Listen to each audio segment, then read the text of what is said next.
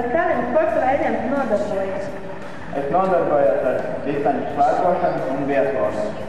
Šīs medaļas esmu izcīnījis 2008. gadā, 2009.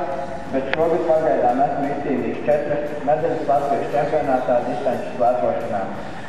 Šīs ir mana kolēģe Pieta Reglīša veikums.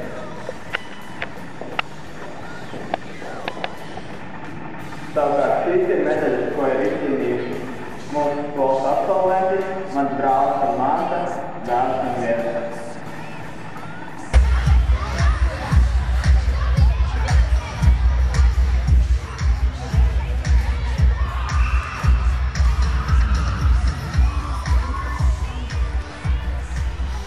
Tu organizē sporta dienas Čompiebāles vidusskolā. Pastāsti par tām sīkāk. Sporta dienas mūsu skolā notiek ik pēc 3 nedēļām, un tajās ir iespēja piedalīties ikvienam skolānam. Šeit mēs varam redzēt kopvērtējumu tabulu, kurā tiek fiksēti katras klases rezultāti sporta dienās.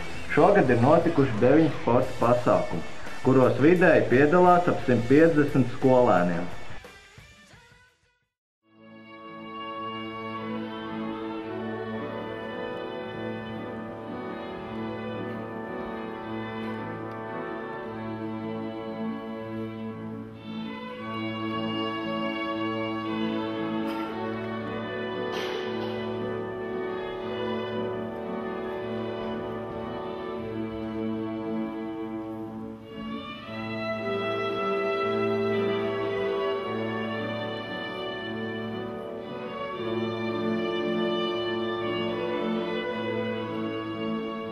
Pastāsti par instrumentālo ansambli D65.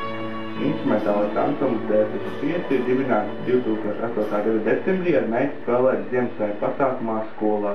Bet mēs sākām pastāvīgu darbību un sākām spēlēt vienkārši Semana Paula dziesmas un beidzām ar apapolitikas kompozīcijām Metallikas dziesmām.